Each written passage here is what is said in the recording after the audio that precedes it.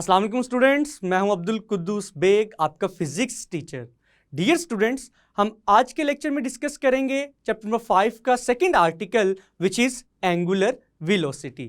तो dear students, lecture को start करने के लिए चलते हैं लाइट बोर्ड की तरफ। डियर स्टूडेंट्स, आज का लेक्चर हम स्टार्ट करते हैं एंगुलर वेलोसिटी से। स्टूडेंट्स, वेलोसिटी का वर्ड आपने पहले भी पढ़ा हुआ है चैप्टर नंबर 3 में, और वेलोसिटी हमें क्या बताती है? वेलोसिटी से हमें ये इंफॉर्मेशन मिलती है कि कोई भी ऑब्जेक्ट कितना फास्टली मूव कर रहा है या कितना स्लोली मूव कर रहा है। इससे पहले की टर्म क्या थी? डिस्प्लेसमेंट। डिस्प्लेसमेंट से हम क्वांटिटी ऑफ मोशन मेजर कर सकते हैं, लेकिन अगर हमने ये देखना है कि कोई भी ऑब्जेक्ट कितना तेजी से मूव कर रहा है या कितना आहिस्ता से मूव कर रहा है, तो हम कौन सी टर्म यूज करते हैं? वेलोसिटी। लेकिन स्टूडेंट्स, चैप्टर नंबर 5 में हमने वेलोसिटी को नहीं बल्कि एंगुलर वेलोसिटी को डिस्कस करना है। तो स्टूडेंट्स, सबसे पहले हम एंगुलर वेलोसिटी को स्टार्ट करते हैं इसकी डेफिनेशन से।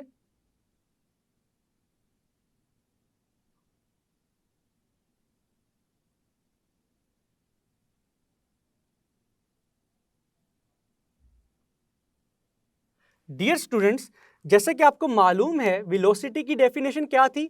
Velocity is equal to the rate of change of displacement. कि अगर हम किसी भी ऑब्जेक्ट का डिस्प्लेसमेंट मेजर करें with respect to its time, तो स्टूडेंट्स वो किसके इक्वल आएगा? लीनियर वेलोसिटी के इक्वल आएगा। सिमिलरली स्टूडेंट्स, अगर हम किसी भी ऑब्जेक्ट के एंगुलर डिस्प्लेसमेंट को मेजर करें with respect to its time taken, तो स्टूडेंट्स हम किस चीज को मेजर कर रहे हैं? It's angular velocity. तो स्टूडेंट्स, हम डेफिनेशन क्या लिखेंगे? Angular velocity of a body is equal to the rate of change of angular displacement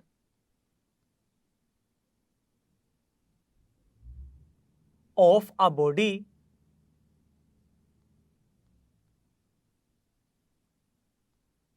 which is moving in a circular path।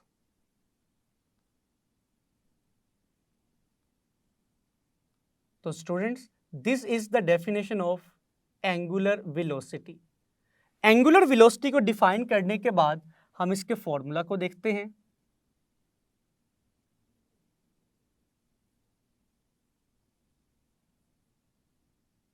तो स्टूडेंट्स, सबसे पहले तो आपको यह पता होना चाहिए कि एंगुलर वेलोसिटी को हम किस लेटर से रिप्रेजेंट करते हैं। तो स्टूडेंट्स, एंगुलर वेलोसिटी को रिप्रेजेंट करने के लिए हम एक ग्रीक लेटर यूज करते हैं जिसको हम ओमेगा कहते हैं। It is equal to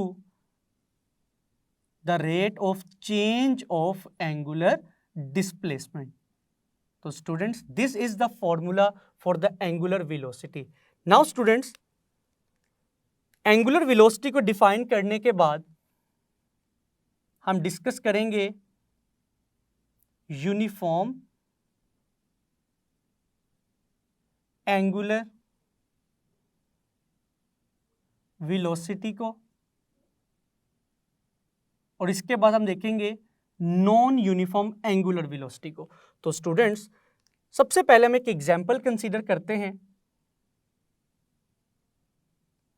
for example students, अगर एक ऑब्जेक्ट इस सर्कुलर पाथ में मूव कर रहा है और स्टूडेंट्स पहले 1 सेकंड में उस ऑब्जेक्ट ने कितना एंगुलर डिस्प्लेसमेंट कवर किया? It is equal to 10 degree. अगले 1 सेकंड में ऑब्जेक्ट ने कितना एंगुलर डिस्प्लेसमेंट कवर किया? It is equal to 10 degree.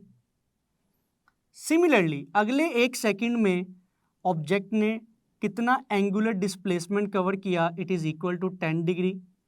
Students, वैसे तो एंगुलर डिस्प्लेसमेंट का एसआई यूनिट रेडियन है, लेकिन फॉर द सिंप्लिसिटी क्योंकि आप डिग्री के यूनिट से बहुत फेमिलियर हैं, इसलिए हम यहाँ पर एंगुलर डिस्प्लेसमेंट का कौन सा यूनिट यूज कर रहे हैं, डिग्री। तो स्टूडेंट्स पहले 1 सेकंड में ऑब्जेक्ट ने कितना एंगुलर डिस्प्लेसमेंट कवर किया, 10 डिग्री, तो इसकी एंगुलर वेलोसिटी किसके इक्वल आएगी, 10 डिग्री पर सेकंड के इक्वल। और सेकंड केस में भी ऑब्जेक्ट ने 1 सेकंड में 10 डिग्री का एंगुलर डिस्प्लेसमेंट कवर किया, तो इसकी एंगुलर वेलोसिटी किसके इक्वल आएगी, 10 डिग्री पर सेकंड। और स्टूडेंट्स लास्ट केस में भी ऑब्जेक्ट की एंगुलर वेलोसिटी किसके इक्वल आएगी, 10 degree per second.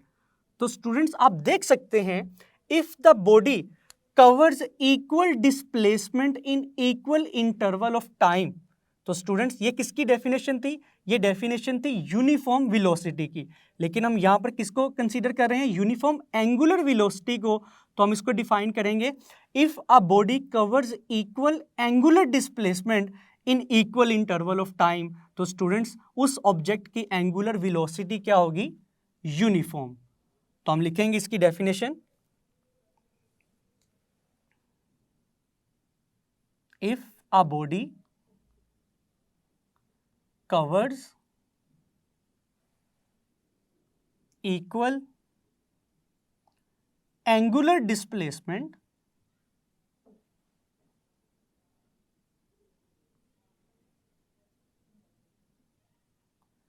in equal intervals of time,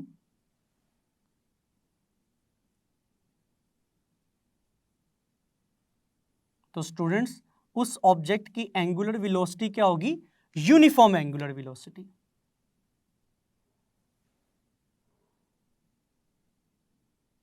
लेकिन स्टूडेंट्स यूनिफॉर्म एंगुलर वेलोसिटी के बरक्स अगर हम नॉन यूनिफॉर्म एंगुलर वेलोसिटी की बात करें, तो स्टूडेंट्स हमारी नेक्स्ट हेडिंग क्या होगी, नॉन यूनिफॉर्म एंगुलर वेलोसिटी। तो students non uniform angular velocity को भी हम एक एग्जाम्पल से समझने की कोशिश करते हैं। For example students, it is the same circular path जो हमने यहां पर कंसीडर किया है। फॉर एग्जाम्पल स्टूडेंट्स, एक ऑब्जेक्ट ने पहले 1 सेकंड में कितना एंगुलर डिस्प्लेसमेंट कवर किया, it is equal to 10 degree. Now students अगले 1 सेकंड में उस ऑब्जेक्ट ने 20 डिग्री एंगुलर डिस्प्लेसमेंट कवर किया। और स्टूडेंट्स नेक्स्ट 1 सेकंड में उस ऑब्जेक्ट ने 30 डिग्री एंगुलर डिस्प्लेसमेंट कवर किया। और सिमिलरली नेक्स्ट 1 सेकंड में उस ऑब्जेक्ट ने 40 डिग्री एंगुलर डिस्प्लेसमेंट कवर किया। तो स्टूडेंट्स अगर पहले सेकंड में ऑब्जेक्ट की एंगुलर वेलोसिटी कैलकुलेट की जाए तो किसके इक्वल आएगी students, it will be equal to 10 degree per second. और स्टूडेंट्स नेक्स्ट 1 सेकंड में ऑब्जेक्ट की एंगुलर वेलोसिटी किसके इक्वल आएगी, 20 degree per second. Third case में एंगुलर वेलोसिटी की वैल्यू आएगी 30 डिग्री पर सेकंड। और स्टूडेंट्स लास्ट केस में ऑब्जेक्ट की एंगुलर वेलोसिटी किसके इक्वल आएगी, 40 डिग्री पर सेकंड। तो स्टूडेंट्स आप देख सकते हैं कि इस एग्जाम्पल में टाइम इंटरवल्स तो सेम है, लेकिन उस टाइम इंटरवल में ऑब्जेक्ट का कवर्ड एंगुलर डिस्प्लेसमेंट इक्वल नहीं है। तो स्टूडेंट्स हम कह सकते हैं, in this example object covers unequal angular displacement in equal interval of time. That is the definition of non uniform angular velocity. तो स्टूडेंट्स हम लिखेंगे, if a body covers unequal angular displacement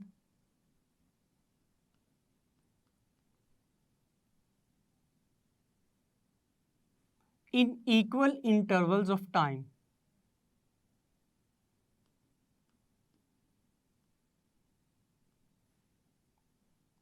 तो students इस case में object की angular velocity क्या होगी? Non uniform angular velocity.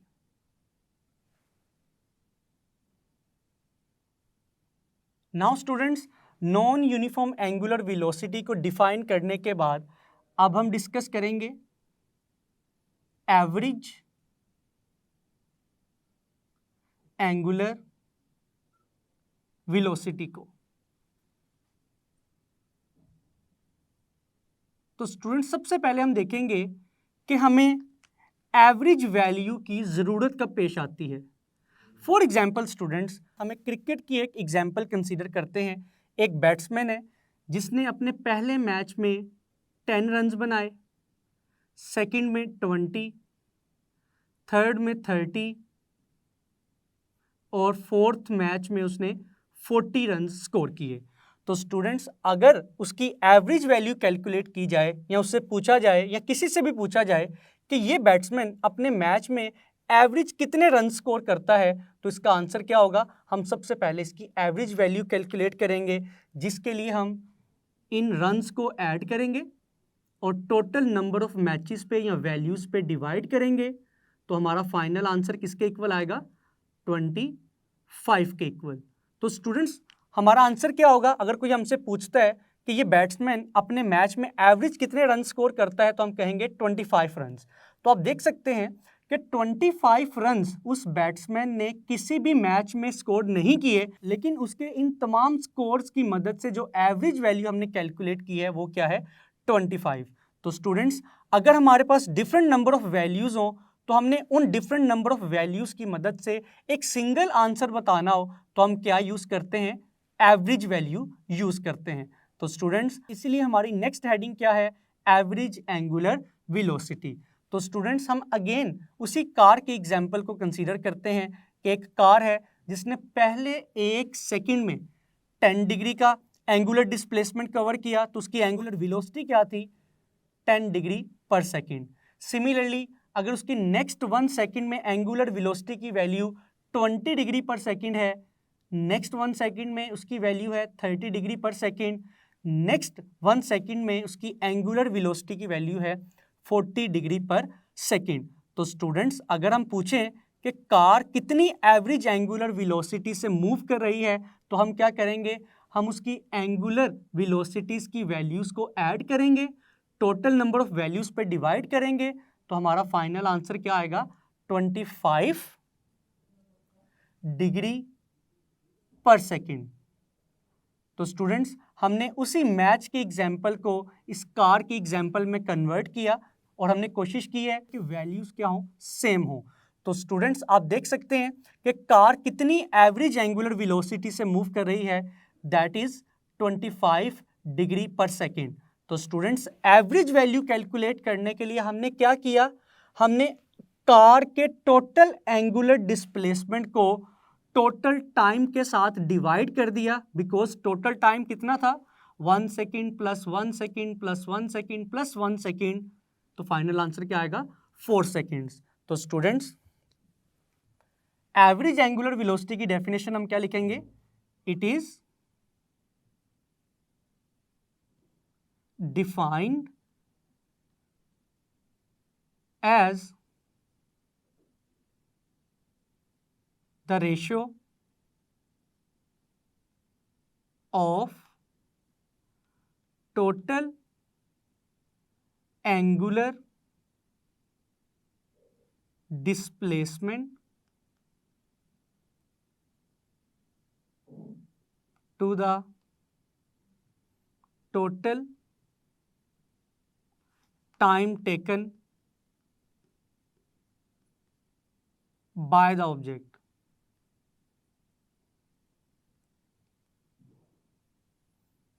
तो स्टूडेंट्स डेफिनेशन को लिखने के बाद अब हम एवरेज एंगुलर वेलोसिटी का फॉर्मूला देखते हैं। तो स्टूडेंट्स वो फॉर्मूला बिल्कुल यही आएगा, लेकिन स्टूडेंट्स इसमें हम थोड़ा सा चेंज करेंगे। हम लिखेंगे, जैसा कि हमें मालूम है कि angular velocity is equal to the rate of change of angular displacement, लेकिन स्टूडेंट्स एवरेज एंगुलर वेलोसिटी के लिए हम डेल्टा थीटा को कंसीडर करेंगे, it is equal to the total angular displacement and students delta t को हम consider करेंगे, it is the total time taken by the object. तो स्टूडेंट्स ये थी एवरेज एंगुलर वेलोसिटी की डेफिनेशन और उसका फॉर्मूला। तो स्टूडेंट्स आपके माइंड में क्वेश्चन आएगा कि सर अगर हम टोटल डिस्प्लेसमेंट और टोटल टाइम की बजाय एक सिंगल टाइम के ऊपर ऑब्जेक्ट की एंगुलर वेलोसिटी की वैल्यू कैलकुलेट करना चाहते हैं तो हम कौन सी टर्म यूज करेंगे? तो स्टूडेंट्स याद रखिएगा कि अगर टोटल टाइम की बजाय एक सिंगल टाइम की वैल्यू के ऊपर किसी भी ऑब्जेक्ट की एंगुलर वेलोसिटी की वैल्यू को कैलकुलेट करने के लिए हम जो टर्म यूज करते हैं that is the instantaneous angular velocity. तो स्टूडेंट्स अब हम डिस्कस करेंगे इंस्टेंटेनियस एंगुलर वेलोसिटी को।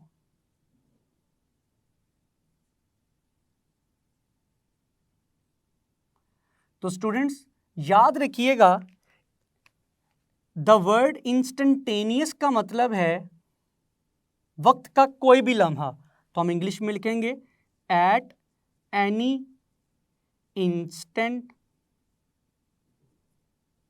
Of time. तो स्टूडेंट्स इसकी जो सिंपलेस्ट डेफिनेशन है वो है the angular velocity of an object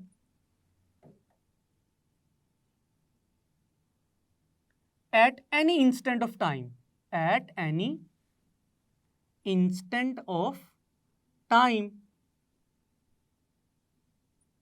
is called instantaneous angular velocity।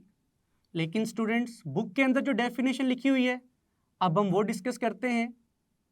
तो स्टूडेंट्स उसके लिए सबसे पहले हम एक एग्जांपल कंसीडर करेंगे। फॉर एग्जांपल स्टूडेंट्स एक ऑब्जेक्ट जो कि पॉइंट ए से चलना स्टार्ट करता है और सर्कुलर ट्रैक के ऊपर चलते हुए वो पॉइंट बी तक पहुंचता है। फॉर एग्जांपल स्टूडेंट्स ए से बी तक जाते हुए ऑब्जेक्ट को कितना टाइम लगा? For example students it is equal to 1 second. लेकिन स्टूडेंट्स अगर मैं आपसे पूछूं कि ए से बी तक ऑब्जेक्ट ने कितनी एंगुलर वेलोसिटी से डिस्टेंस कवर किया तो हम उसको कैलकुलेट करेंगे by using average angular velocity. हम क्या करेंगे? टोटल एंगुलर डिस्प्लेसमेंट को टोटल टाइम पर डिवाइड करेंगे। लेकिन स्टूडेंट्स एट एनी इंस्टेंट और अ सिंगल इंस्टेंट वक्त का एक लम्हा कैलकुलेट करने के लिए हम क्या करेंगे? हम अपने टाइम इंटरवल को रिड्यूस करेंगे। तो उसके लिए हम क्या करेंगे स्टूडेंट्स? अगर एक सेकंड में ऑब्जेक्ट ने delta theta angular displacement cover किया है तो हम टाइम की वैल्यू को फर्दर रिड्यूस करेंगे। तो स्टूडेंट्स टाइम की वैल्यू रिड्यूस करने से अगर हम 1 को हाफ करें तो हमारा आंसर आएगा 0.5 सेकेंड्स। लेकिन स्टूडेंट्स अभी भी एक सिंगल इंस्टेंट नहीं है। अगर मैं 0.5 को डिवाइड करूं फर्दर तो स्टूडेंट्स मेरा आंसर क्या आएगा? 0.25। लेकिन स्टूडेंट्स अगर मैं 0.25 को फर्दर हाफ करूं तो मेरा आंसर क्या आएगा? 0.125।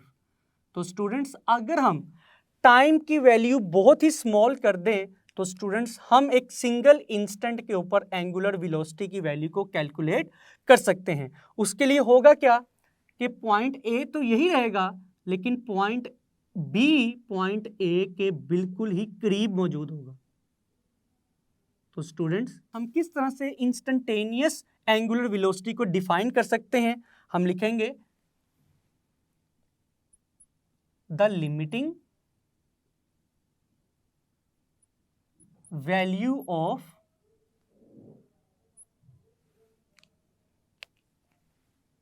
delta theta over delta t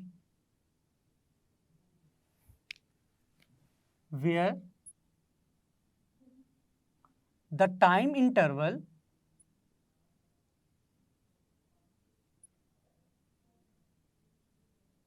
delta t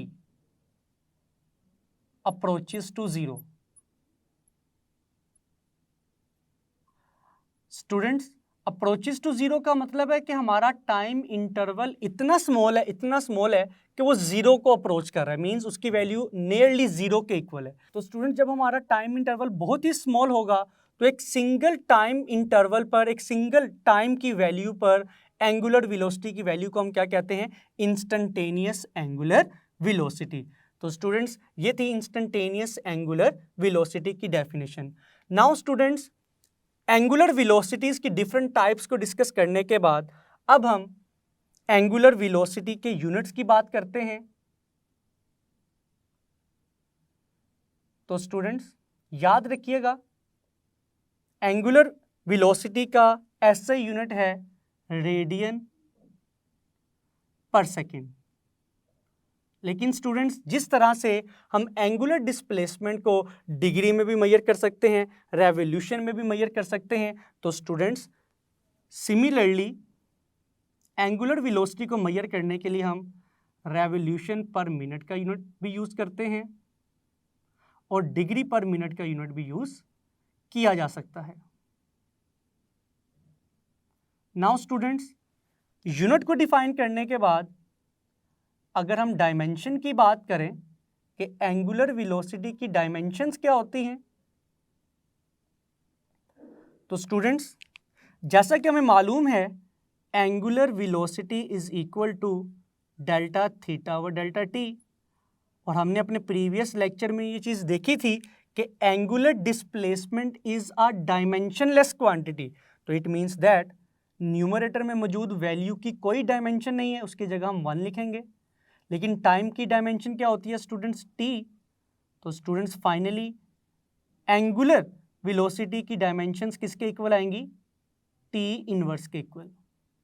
तो स्टूडेंट्स, अगर हम एंगुलर वेलोसिटी की डायमेंशंस को एनालाइज करें तो स्टूडेंट्स, क्या ये डायमेंशंस एंगुलर फ्रीक्वेंसी की नहीं होती? तो स्टूडेंट्स, यहाँ से आप याद रखिएगा कि एंगुलर वेलोसिटी का एक दूसरा नाम भी है जिसको हम क्या कहते हैं? It is also called angular frequency.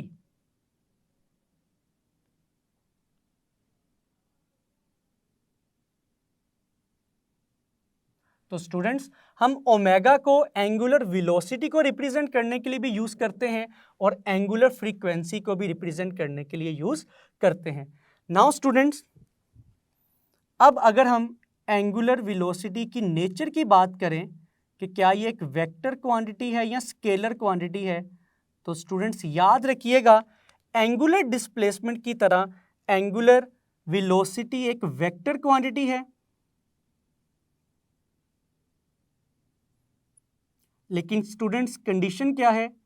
For very small angles. तो स्टूडेंट्स, अगर हम वेक्टर की नोटेशन में रिप्रेजेंट करें तो हम लिखेंगे omega is equal to delta theta divided by delta T.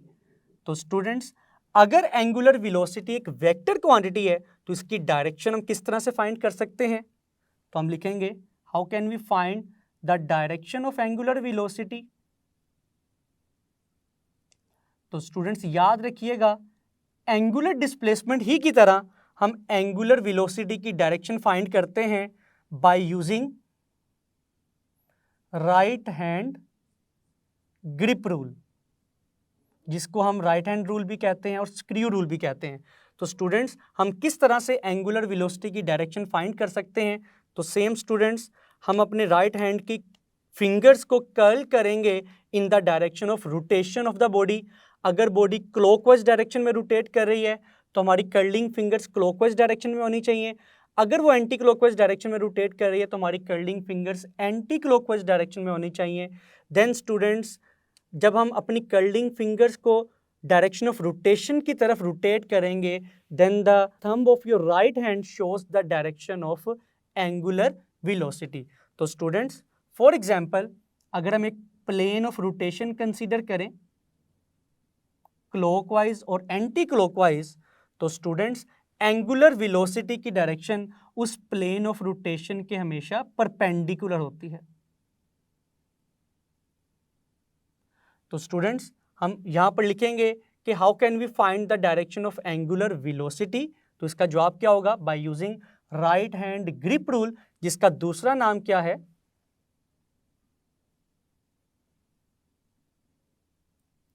Screw rule. तो students, right hand grip rule के मुताबिक हम लिख सकते हैं the direction of angular velocity, या फिर उसकी जगह हम इट्स भी लिख सकते हैं, it's means angular velocity, its direction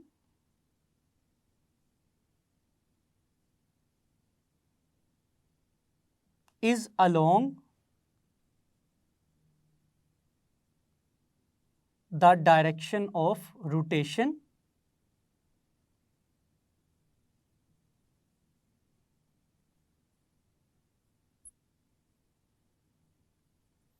and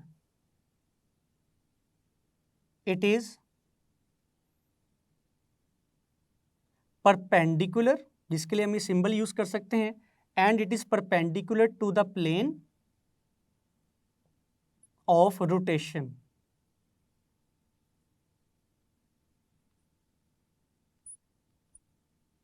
तो स्टूडेंट्स, ये था राइट हैंड ग्रिप रूल, जिसको हम इस्तेमाल करते हैं एंगुलर वेलोसिटी की डायरेक्शन को फाइंड करने के लिए। जी स्टूडेंट्स, मैं उम्मीद करता हूं कि आज का लेक्चर आपको अच्छे से समझ आया होगा, इसको अच्छे से प्रिपेयर कीजिएगा। मिलते हैं नेक्स्ट लेक्चर में, अपना ख्याल रखिएगा, अल्लाह हाफिज़।